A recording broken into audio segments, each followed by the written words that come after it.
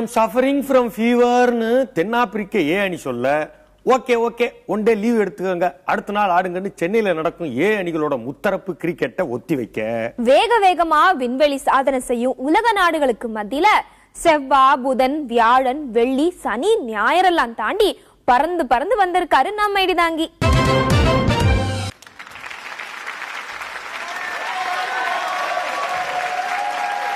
ஆனால் ஒன்றை மட்டும் கூறிக்கொள்ள ஆசைப்படுகிறேன். எத்தனையோ நவீன தொழில்நுட்பங்கள் நாள்தோறும் கண்டுபிடிக்கப்படலாம். ஆனால் உரித்து வைத்த வெங்காயத்தின் உள்ளே பெருங்காயத்தை தேடுவது எப்படி அபத்தமோ அப்படித்தான் இடிதாங்கியின் கருத்துக்களுக்கு உள்ளே அப்படி என்ன கன்றாவி என்று தேடுவதும் ஆகும். காட்டாற்று வெள்ளத்தில் கப்பல் விட முடியுமா? இல்லை கார்ப்பரேஷன் குழாயில் தான் கரண்ட் தயாரிக்க முடியும். அதுபோலத்தான் இடிதாங்கியின் இடி முழக்கத்துக்கெல்லாம் என்ன அர்த்தம் என்று தடிதடியான டிக்ஷனரியில் தேடுவது என்பது தவறான முன்னுதாரணம் ஆகிவிடும்.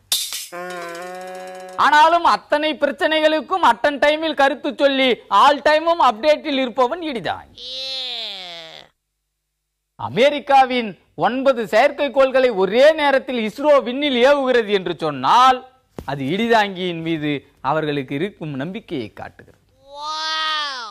சூரியனை சுற்றி வரும் 9 கோள்களையே ரவுண்டு கட்டி அடிக்கும் இடிதாங்கிக்கு 9 செயற்கைக்கோள்கள் எம்மாத்திரம் என்று நான் சொல்லவில்லை, நாசா சொல்லுகிறது. நாசாவின் நம்பிக்கையை உயரத்துக்கு எடுத்து போக இஸ்ரோ இந்த இடிதாங்கியை நம்புகிறது.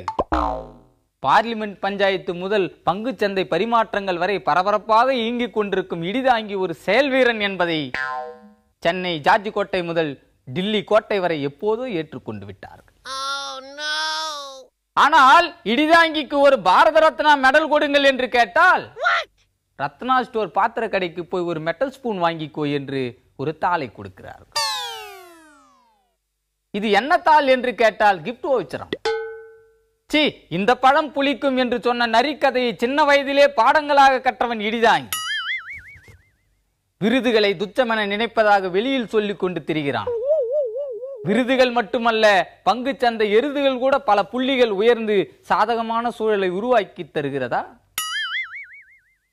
வாய்க்கு வாய்ப்பது சாதா தோசையா அல்லது மசால் தோசையா என்று கூட தெரியாமல் கல்லுக்கு முன்னாலே தடுமாறி கொண்டிருக்கிறான் இடிதாங்கி.